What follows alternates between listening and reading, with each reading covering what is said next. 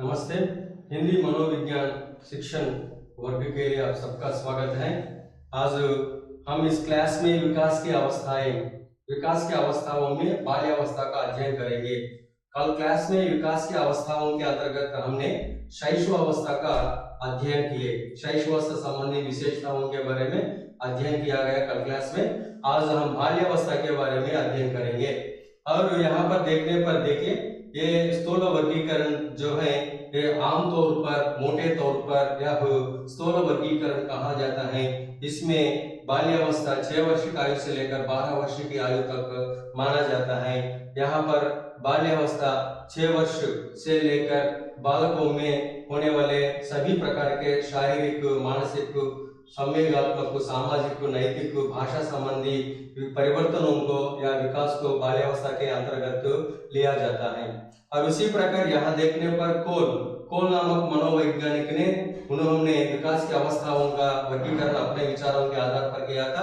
उस दृष्टि से देखने पर कोल वर्गीकरण के अनुसार देखने पर प्रारंभिक बाल्यावस्था 2 वर्ष की आयु से लेकर 5 वर्ष की आयु तक माना जाता है और मध्य बाल्यावस्था 6 वर्ष की आयु से लेकर 12 वर्ष तक का माना जाता है और उत्तर बाल्यावस्था 13 से 14 माना जाता है। और उसी प्रकार यहाँ देखने पर एलिजाबेथ हर्लॉग प्रमुख मनोवैज्ञानिक माने जाते हैं। एलिजाबेथ हर्लॉग वर्गीकरण के अनुसार देखने पर यहाँ पर प्रारंभिक बाल्यावस्था 2 वर्ष की आयु से लेकर 5 वर्ष की आयु तक माना जाता है। और बाल्यावस्था अर्थात एलिजाबेथ हर्लॉग ने बाल्यावस्था को 2 प्रकार से वर्गीकरण किया, एक प्रारंभिक बाल्यावस्था, दूसरा बाल्यावस्था। प्रारंभिक बाल्यावस्था की अवधि 2 वर्ष से लेकर 5 वर्ष तक है और बाल्यावस्था की अवधि यहाँ पर 6 वर्ष से लेकर 10 या 12 वर्ष की अवधि तक माना जाता है। इस प्रकार ये बाल्यावस्था संबंधी बाल्यावस्था के बारे में विभिन्न प्रकार के वर्गीकरण के अनुसार अवधि होता है। और यहाँ पर हम बाल्यावस्था संबंधी विशेषताओं के बारे में अब अध्ययन करेंगे। बाल्यावस्था में मुख्य रूप से यहाँ पर शैशवावस्था की दृष्टि से देखने पर बाल्यावस्था में शारीरिक विकास, मानसिक विकास, संवेगात्मक विकास, सामाजिक विकास, नैतिक विकास और भाषा संबंधी विकास, इन सबका अध्ययन अब हम इसके अंतर्गत करेंगे। बाल्यावस्था को लेने पर यहाँ मुख्य रूप से बाल्यावस्था को लेने पर यहाँ मुख्य रूप से शारीरिक विकास बाल्यावस्था के अंतर्गत कैसे होता है। अर्थात प्रारंभिक बाल्यावस्था को लेने पर अर्थात 2 से 5 वर्ष की आयु को लेने पर प्रारंभिक अवस्था में शारीरिक विकास यहाँ पर मुख्य रूप से 6 वर्ष की आयु तक आते भार 7 गुना अधिक होता है। अर्थात जन्मतः बालक का भार 2 किलोग्राम होता है तो 6 वर्ष की आयु तक आते वह भार 7 गुना होता है, अर्थात 14 किलोग्राम का भार प्राप्त होता है। और इसके साथ साथ ये प्रारंभिक बाल्यावस्था में दूध के दांत टूट जाते हैं, दूध दांत कहते हैं। ये दूध दांत टूट जाते हैं और उनके स्थान पर शाश्वत दांत आने लगते हैं। शाश्वत दांतों में 4 दांत आते हैं। शाश्वत दांतों में 4 दांत आते हैं ये बाल्यावस्था में। और उसी प्रकार यहाँ पर मस्तिष्क का भार भी होता है, मस्तिष्क का विकास हो जाता है बाल्यावस्था के अंतर्गत। और इसके साथ साथ यहाँ पर मुख्य रूप से देखने पर स्थूल कौशलों का विकास होता है और सूक्ष्म कौशलों का विकास भी यहाँ पर होता है। मानसिक विकास को देखने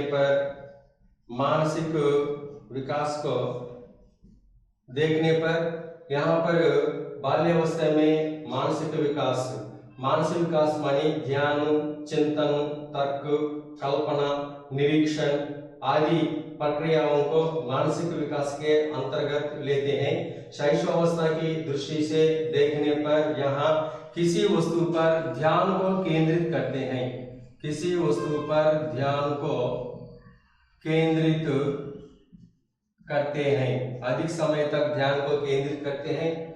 और यहाँ पर पूर्व प्रारंभिक बाल्यावस्था को खोज की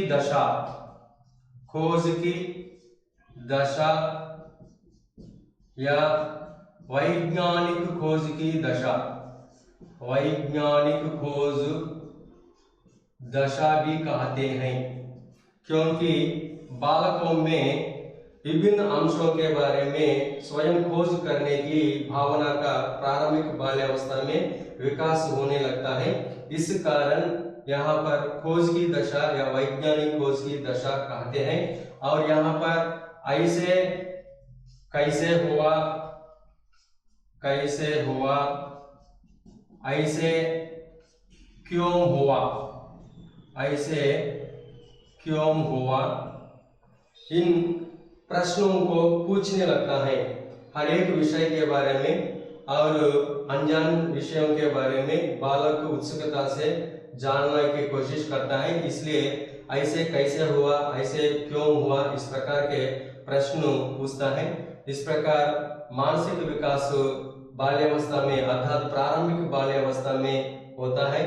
और उसी प्रकार प्रारंभिक बाल्यावस्था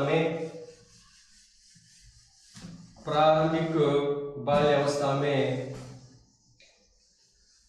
संवेगात्मक विकास को लेने पर संवेगात्मक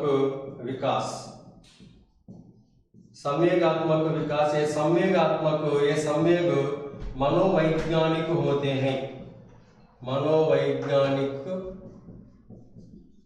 होते हैं, संवेगात्मक विकास पर बालक के लिए पारिवारिक वातावरण का अधिक प्रभाव पड़ता है।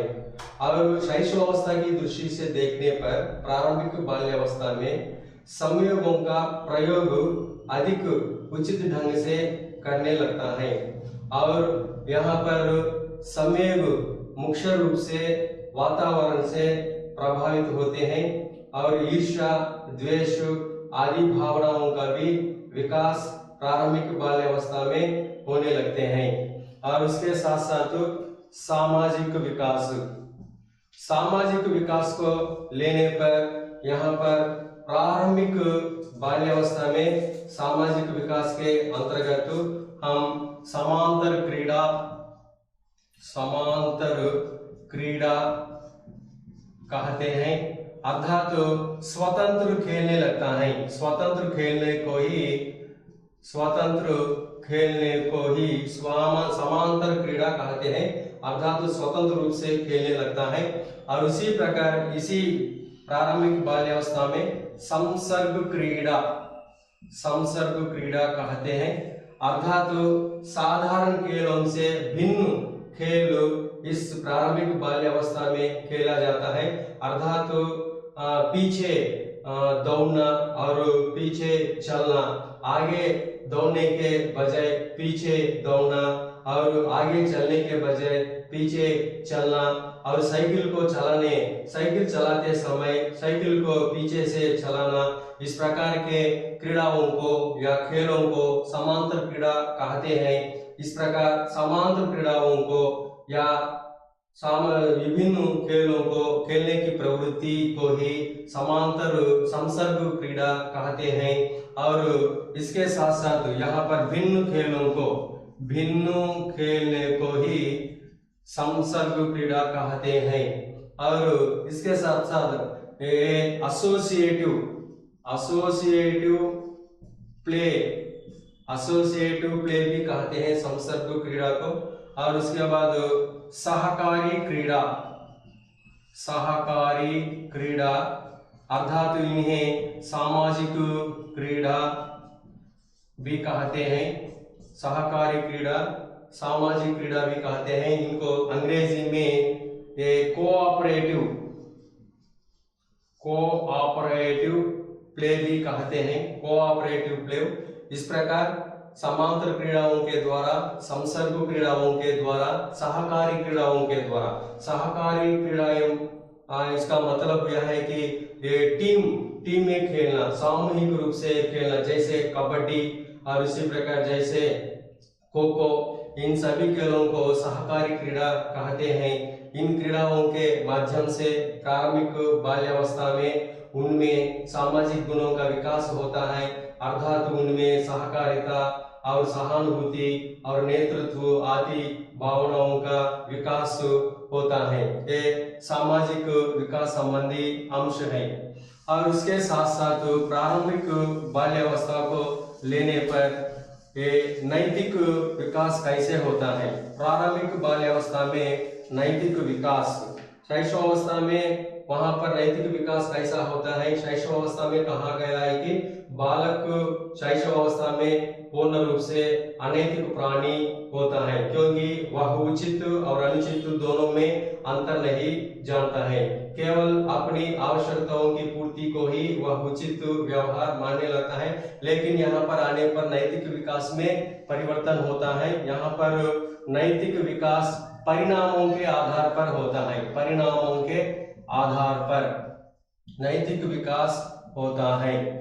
परिणामों के आधार मानी अगर बालकों के कार्यों के लिए शाबाश कहना, भेंट या इनाम प्राप्त होना, वो इन कार्यों को ये उचित कार्य माने जाते हैं। और उसी प्रकार बालक के कार्यों के लिए निंदा की जाती है तो उन्हें अनुचित कार्य माने जाते हैं। इस प्रकार बालक परिणामों के आधार पर उचित और अनुचित में अंतर करने लगता है। इस प्रकार का नैतिक विकास प्रारंभिक बाल्यावस्था में होता है। और इसीलिए वह माता पिताओं के द्वारा या माता पिताओं की प्रशंसा पाने का प्रयास इसी कारण से वह करने लगता है। और विद्यालय में भी वह शिक्षकों की प्रशंसा प्राप्त करने की कोशिश करने लगता है। इस प्रकार का नैतिक विकास प्रारंभिक बाल्यावस्था में होता है। और भाषात्मक विकास है, भाषा संबंधी विकास कहते हैं। यहाँ पर प्रारंभिक बाल्यावस्था तक आते आते बालक 6 से लेकर 8 शब्दों से युक्त वाक्यों का प्रयोग करने लगता है, वाक्यों का प्रयोग करता है। और भाषा विकास पर पारिवारिक वातावरण का भी प्रभाव पड़ता है। बालक इस दशा में अधिक बातें करने लगता है और जिद करने लगता है। इस प्रकार बाल्यावस्था में शारीरिक विकास, मानसिक विकास, संवेगात्मक विकास, सामाजिक विकास, नैतिक विकास और भाषा संबंधी विकास होता है। इसलिए प्रारंभिक बाल्यावस्था में इन सभी प्रकार के विकासों को दृष्टि में रखकर प्रारंभिक बाल्यावस्था को जिद करने की दशा भी कहा जाता है, जिद करने की दशा कहते हैं। और उसी प्रकार सीखने की तैयारी की दशा, सीखने की तैयारी की दशा भी कहा जाता है। अर्थात बालकों में उत्सुकता पैदा होती है और उस उत्सुकता के कारण ही अनेक विषयों को सीखने के लिए तैयार होता है। इसलिए इसे सीखने की तैयारी की दशा कहा जाता है। प्रारंभिक अवस्था को, प्रारंभिक बाल्यावस्था को पूर्व प्राथमिक पाठशाला की दशा भी कहा जाता है, पूर्व प्राथमिक पाठशाला की दशा। और उसी प्रकार सामाजिक विकास की नींव की दशा भी कहते हैं। प्रारंभिक बाल्यावस्था को सामाजिक विकास की नींव की दशा भी कहा जाता है, क्योंकि यहाँ पर सामाजिक विकास के लिए नींव तैयार होता है। प्रारंभिक बाल्यावस्था में वह अपने सहपाठियों से या अपने दोस्तों से या सहकारी क्रीड़ाओं के माध्यम से, समांतर क्रीड़ाओं के माध्यम से सामाजिक गुणों का विकास होने लगता है। इसलिए सामाजिक विकास की नींव की दशा भी इस प्रारंभिक बाल्यावस्था को कहा जाता है। और उसी प्रकार child is the father of man, child is the father of man। इस प्रकार शेक्सपियर ने कहा। शेक्सपियर की यह व्याख्या प्रारंभिक बाल्यावस्था के लिए उपयुक्त व्याख्या मानी जाती है। और उसी प्रकार किंडरगार्टन, मांथसेरी और उसी प्रकार किंडरगार्टन मांथसेरी की किंडरगार्टन की शिक्षा के लिए उपयुक्त दशा को इस प्रारंभिक बाल्यावस्था को ही कहा जाता है। इस प्रकार ये सभी प्रारंभिक बाल्यावस्था संबंधित विशेषताएं हैं। और इसके बाद हम आगे चलेंगे उत्तर बाल्यावस्था के बारे में। जिस प्रकार प्रारंभिक बाल्यावस्था में शारीरिक विकास और मानसिक विकास, सामाजिक विकास, संवेगात्मक विकास, सामाजिक नैतिक विकास, भाषा विकास, इन संबंधों में हमने अध्ययन किया था। अब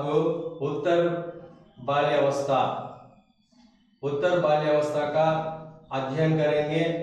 उत्तर बाल्यावस्था को लेने पर ये स्थूल वर्गीकरण के देखने पर स्थूल वर्गीकरण दृष्टि से 6 से लेकर होता है। यहाँ पर उत्तर बाल्यावस्था में मुख्य रूप से शारीरिक विकास के अंतर्गत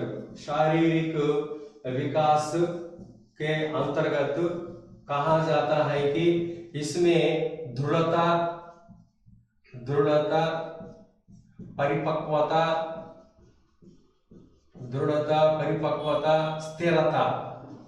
स्थिरता ये विशेषताएं शारीरिक विकास में मुख्य रूप से पाई जाती हैं। स्थिरता के कारण शारीरिक दृष्टि से दृढ़ता एवं स्थिरता प्राप्त होती है। इस कारण इस काल को, उत्तर बाल्यावस्था को हम ये प्रौढ़ मिथ्या परिपक्वता का काल भी कहा जाता है। मिथ्या परिपक्वता का काल, क्योंकि यहाँ पर उत्तर बाल्यावस्था में बालक को एक प्रौढ़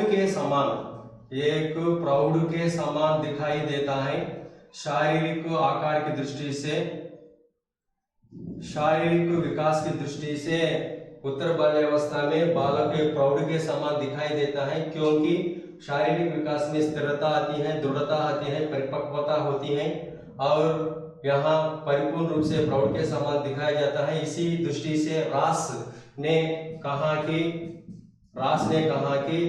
बाल्यावस्था मिथ्या परिपक्वता का काल है। और उसी प्रकार यहाँ पर 28 उत्तर बाल्यावस्था में 28 ये शाश्वत दांत आते हैं उत्तर बाल्यावस्था में। और ये चार दांत 17 से 25 वर्ष की आयु में आते हैं।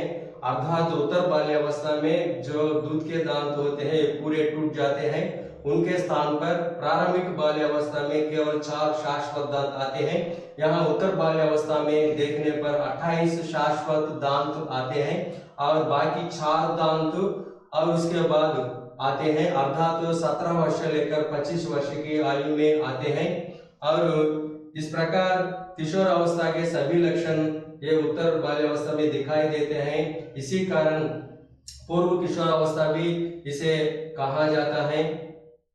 और इसके बाद मानसिक विकास को लेते हैं। मानसिक विकास को लेने पर मानसिक विकास के अंतर्गत बालक मानसिक विकास, उत्तर बाल्यावस्था में मानसिक विकास कैसे होता है। उत्तर बाल्यावस्था में मानसिक विकास यहाँ पर फिर ध्यान, चिंतन, तर्क, कल्पना, विचार विश्लेषण करता है। और उसी प्रकार जन्म, मृत्यु और मृत्यु के बाद जन्म और संप्रदाय, धर्म,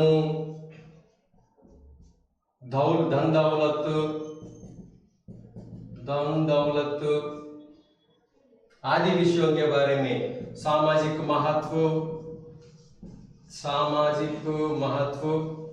आदि विषयों के बारे में चिंतन करता है। उत्तर बाल्यावस्था में बालक इसलिए वह इन विषयों के बारे में सोचता है।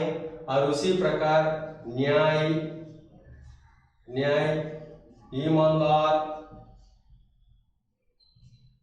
ईमानदारी, सच्चाई, समग्रता आदि विषयों के बारे में उत्तर बाल्यावस्था में बालक सोचने लगता है। और उसी प्रकार उत्तर बाल्यावस्था में मानसिक विकास ऐसा होता है कि वह मूर्त विषयों के साथ साथ अमूर्त विषयों के बारे में भी सोचता है। अमूर्त समस्याओं का भी हल करने में वह सफल होता है। और इस दृष्टि से देखने पर समय, दिशा, दूरी आदि भावनाओं को समझ लेता है। और इस प्रकार उत्तर बाल्यावस्था में मानसिक विकास के अंतर्गत बालक अमूर्त चिंतन करता है, अमूर्त समस्याओं का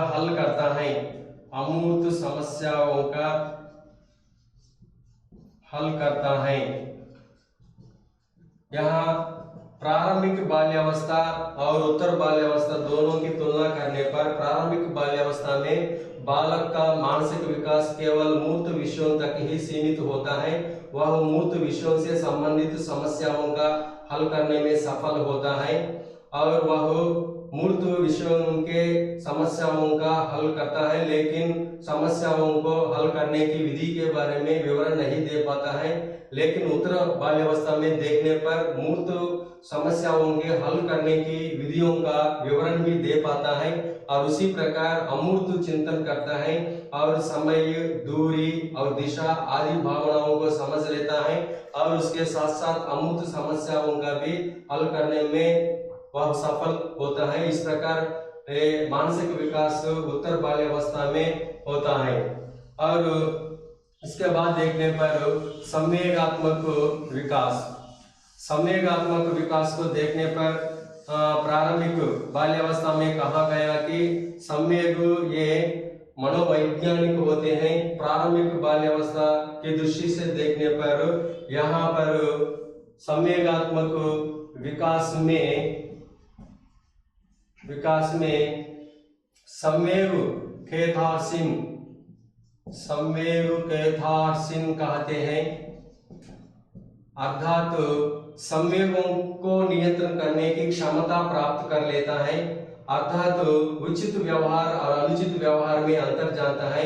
यहाँ पर संवेगों को कभी नियंत्रण करता हुआ नजर आता है और कभी संवेगों को अनियंत्रित करता हुआ नजर आता है। इस प्रकार उत्तर बाल्यावस्था में देखने पर संवेगात्मक व्यवहार के अंतर्गत परिवार में एक प्रकार से व्यवहार करता है, विद्यालय में एक प्रकार से व्यवहार करता है, क्योंकि उत्तर बाल्यावस्था को देखने पर वहां तक वह पाठशाला में भर्ती हो जाता है। इसलिए शिक्षकों के सामने या कक्षा के वातावरण में कैसे व्यवहार करना वह जानता है। और खेल के मैदान में और उसके साथ साथ पारिवारिक वातावरण में व्यवहार करना कैसा है वह जानता है। इस प्रकार पारिवारिक वातावरण के अंतर्गत व्यवहार और खेल मैदान का व्यवहार दृष्टि से देखने पर कक्षा वातावरण का व्यवहार और शिक्षकों के सामने का व्यवहार अलग होता है। इस प्रकार संवेगों को नियंत्रण करना इसे ही संवेग कैथार्सिन कहते हैं। संवेगों को नियंत्रण का मतलब यह होता है कि संदर्भ के अनुसार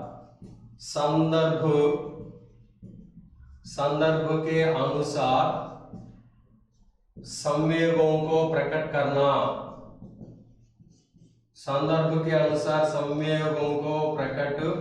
करना, इसे ही संवेग कैथार्सिन कहते हैं। इस प्रकार बालक में संवेगों को नियंत्रण करने की क्षमता प्राप्त हो जाती है। इस प्रकार संवेगात्मक विकास होता है। और लेकिन प्रारंभिक बाल्यावस्था को देखने पर वहां पर संवेगों का नियंत्रण नहीं होता है, वहां पर केवल संवेगों को प्रकट करता है। संवेगों को प्रकट करने पर वहां वातावरण पर ध्यान नहीं दिया जाता है। लेकिन यहाँ पर संवेगों को प्रकट करने पर वातावरण को ध्यान दिया जाता है। यही अंतर होता है प्रारंभिक बाल्यावस्था और उत्तर बाल्यावस्था में। और उसके बाद सामाजिक विकास। सामाजिक विकास के अंतर्गत देखने पर प्रारंभिक बाल्यावस्था, सामाजिक विकास, यहाँ पर प्रारंभिक बाल्यावस्था की दृष्टि से देखने पर वहां पर ये समांतर क्रीड़ा, संसर्ग क्रीड़ा और सामूहिक क्रीड़ाओं के माध्यम से सामाजिक विकास होता रहता है। लेकिन उत्तर बाल्यावस्था तक आते आते बालक यहाँ पर समूहों का निर्माण कर लेता है और वे समूह समलिंग और समान आयु वाले समूहों का निर्माण कर लेता है और समूह में एक क्रियाशील सदस्य भी बन जाता है। इस प्रकार समूह की दशा भी उत्तर बाल्यावस्था को कहा जाता है। यहाँ पर समलिंग और समान आयु को महत्व दिया जाता है। ये सदस्य समलिंग वाले होते हैं, समान आयु वाले होते हैं। और उसी प्रकार उत्तर बाल्यावस्था में मुख्य रूप से नेतृत्व गुण का विकास होता है। नेतृत्व गुण का विकास होता है। और उसी प्रकार यहाँ ईर्ष्या, द्वेष, प्रतिद्वंद्विता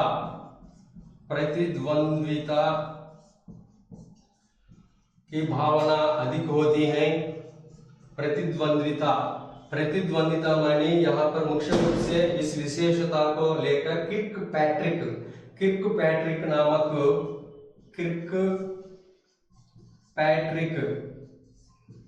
नामक मनोवैज्ञानिक ने इस विशेषता को अधिक महत्व देते हुए कहा कि उत्तर बाल्यावस्था सामाजिकरण प्रतिद्वंद्वात्मक काल होता है। इस प्रकार उन्होंने कहा, अर्थात इनमें होड़ की भावना, प्रतिद्वंद्वात्मक की भावना अधिक होती है, चाहे खेलों में हो या चाहे पढ़ाई में हो, चाहे अन्य कोई भी कार्य हो। अगर शिक्षक के द्वारा आदेश दिए जाते हैं तो वे उन कार्यों में सफल पाने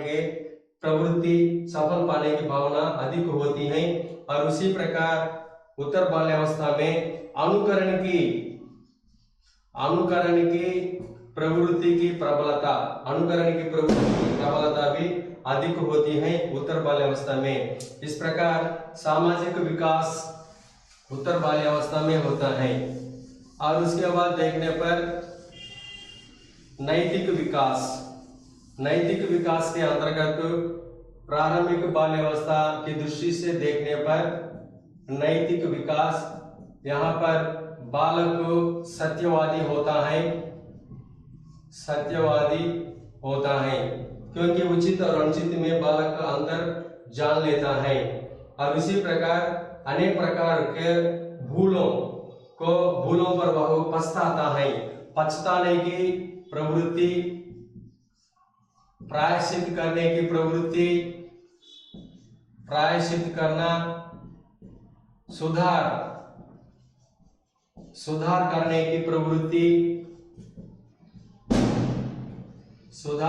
की प्रवृत्ति अधिक होती है। क्योंकि बाल्यावस्था में, फिर प्रारंभिक बाल्यावस्था में कई प्रकार के भूल बालकों के द्वारा किए जाते हैं, क्योंकि वहां पर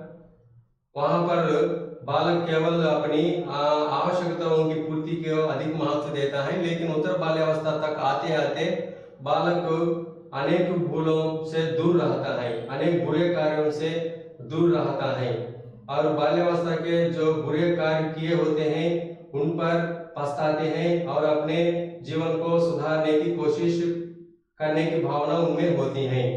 और नैतिक विकास के अंतर्गत उत्तर बाल्यावस्था में हम बालक को पूर्ण सत्यवादी, सत्यभाषी माना जाता है और इसी प्रकार एक अच्छा बालक बनने की प्रवृत्ति होता है। वह नियमों का पालन करता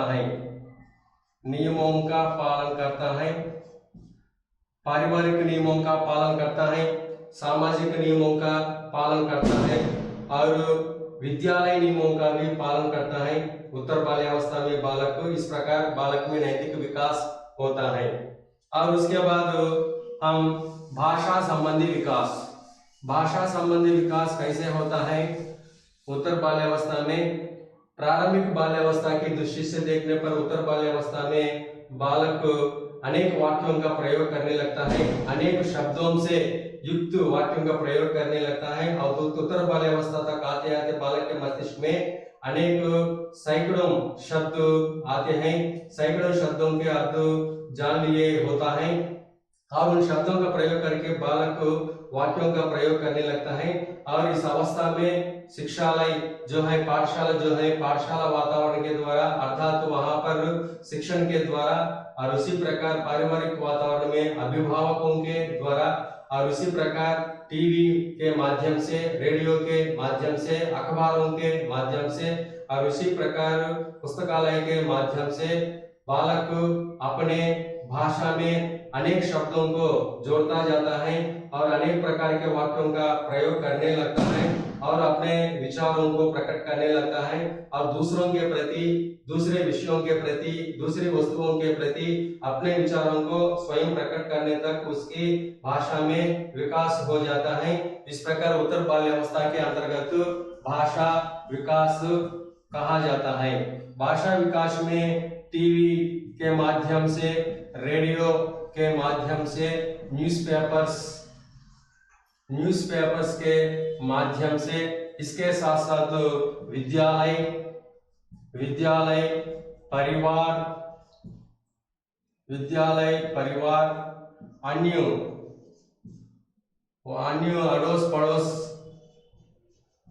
अड़ोस पड़ोस व्यक्तियों के द्वारा बालक की भाषा में विकास हो जाता है। इस प्रकार भाषा का विकास कहा जाता है।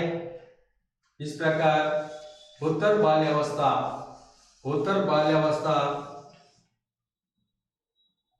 को मुख्य रूप से उत्तर बाल्यावस्था की विशेषताओं को स्थूल रूप में हम पाठशाला की दशा कहा जाता है। पाठशाला की दशा उत्तर बाल्यावस्था को कह सकते हैं। और इसमें समूहों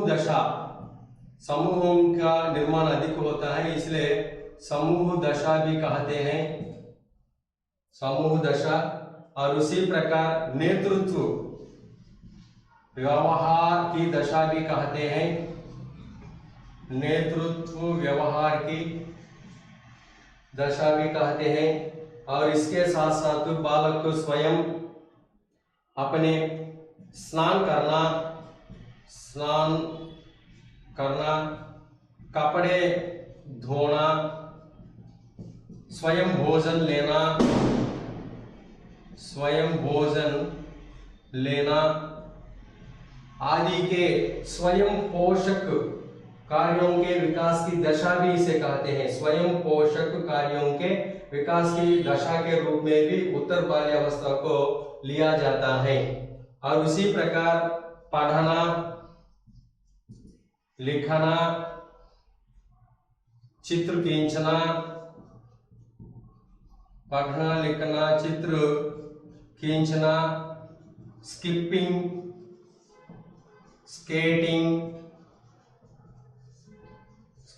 स्केटिंग, एक पैर पर खड़े होना, एक पैर पर कूदना आदि स्थूल एवं सूक्ष्म कौशलों के विकास की दशा के रूप में भी उत्तर बाल्यावस्था को लिया जाता है।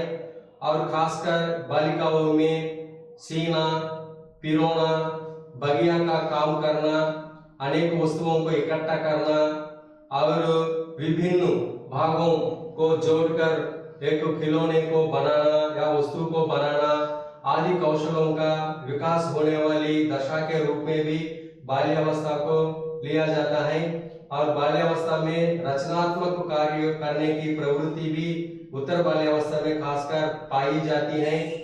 और इस रचनात्मक कार्यों के माध्यम से अनेक प्रकार के ये पाठशाला कौशलों के विकास भी होता है। इन सबको पाठशाला कौशल पाठशाला कौशलों का विकास होता है।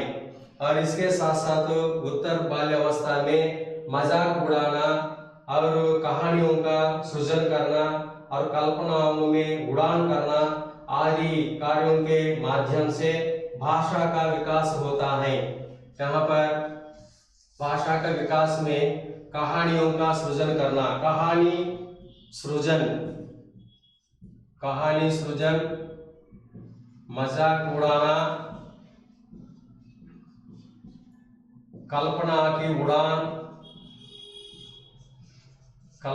की उड़ान आदि कार्यों से भाषा विकास अधिक होता है।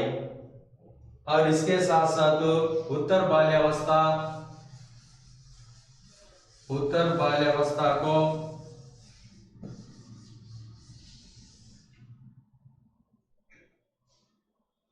हम मुख्य रूप से पाठशाला की दशा कहते हैं, नेतृत्व भावना विकास की दशा कहते हैं। और इसके अंतर्गत बालक प्रौढ़ बनने की दशा भी कहा जाता है। ये उत्तर बाल्यावस्था की विशेषताएं होती हैं। इस प्रकार प्रारंभिक बाल्यावस्था, उत्तर बाल्यावस्था दोनों को देखने पर प्रारंभिक बाल्यावस्था में, उत्तर बाल्यावस्था में तुलनात्मक अध्ययन करने पर हम शारीरिक विकास, मानसिक विकास, सामाजिक, संवेगात्मक और नैतिक भाषा इनका अध्ययन किया है।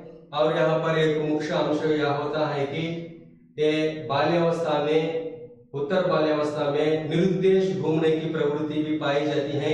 इसके संबंध में बट नामक मनोवैज्ञानिक ने कहा, निरुद्देश घूमने की अर्थात उद्देश्य रहित निरुद्देश घूमने की प्रवृत्ति उत्तर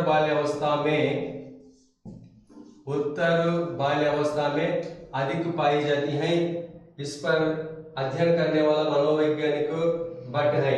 और उसी प्रकार कुप्पस्वामी नामक मनोवैज्ञानिक ने बाल्यावस्था के संबंध में कहा है कि बालक 6 वर्ष की आयु में उदासीन होता है और वह अकेला रहना पसंद करता है। और 8 वर्ष की आयु में वह सामाजिक संबंधों को स्थापित करना चाहता है। और 9 वर्ष से लेकर 9 वर्ष की आयु के बालक में विद्यालय के प्रति कोई आकर्षण नहीं होता है। इस प्रकार कुप्पस्वामी ने बाल्यावस्था के बारे में अपने विचारों को प्रकट किया है। और उसी प्रकार बाल्यावस्था को अधिक महत्व देते हुए, शैक्षिक दृष्टिकोण से अधिक महत्व देते हुए ब्लेयर, जोन्स एवं सिम्पसन ने कहा कि अन्य अवस्थाओं से तुलना करने पर बाल्यावस्था शैक्षिक दृष्टि से अधिक महत्वपूर्ण काल माना जाता है, क्योंकि इसी दशा में बालक विद्यालय के अंतर्गत विश्वजनीय और अंतरराष्ट्रीय भावनाओं को अपना लेता है।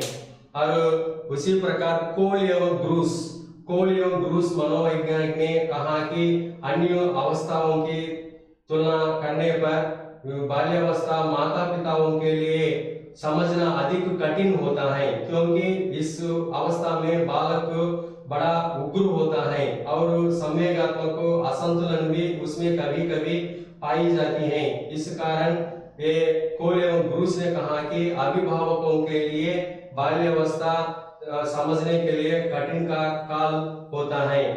और इस प्रकार कुप्पस्वामी ने कहा, इस प्रकार प्रारंभिक बाल्यावस्था और उत्तर बाल्यावस्था दोनों की तुलना करने पर प्रारंभिक बाल्यावस्था में शारीरिक विकास के अंतर्गत दूध के दांत तो निकल जाते हैं, केवल 4 दांत आते हैं। उत्तर बाल्यावस्था में देखने पर यहाँ पर 28 शाश्वत दांत आते हैं, केवल 4 दांत 17 और 25 वर्ष की आयु में आते हैं, इस प्रकार कहा जाता है। और प्रारंभिक बाल्यावस्था की दृष्टि से देखने पर उत्तर बाल्यावस्था में ये पुनरुत्पादन संबंधी अवयवों का विकास होता है, इसी कारण वह प्रौढ़ के समान दिखाई देता है। इस प्रकार दोनों का अध्ययन करने पर हमको प्रारंभिक बाल्यावस्था और उत्तर बाल्यावस्था संबंधी विशेषताओं की जानकारी पूर्ण रूप से प्राप्त होती है और इसके आधार पर जो भी प्रश्न दिए जाते हैं आप आसानी से उनका उत्तर दे सकते हैं। इससे बाल्यावस्था संबंधी अंश समाप्त होता है और इसके अंतर्गत बाल्यावस्था की विशेषताओं को लेकर, नैतिक विकास को लेकर कोलबर्ग ने, संज्ञानात्मक विकास को लेकर जीन पियाजे ने और अन्य विषयों को लेकर सभी अनेक मनोवैज्ञानिकों ने अनेक प्रकार के अध्ययन किए थे। उनका भी अध्ययन हम आगामी अध्यायों में, आगामी वर्गों में करेंगे। यहाँ तक बाल्यावस्था संबंधी अंश पूर्ण हो जाता है। सबके लिए धन्यवाद है और यह जानकारी आपके लिए उपयोगी हो तो सब्सक्राइब कीजिए, लाइक कीजिए, शेयर कीजिए।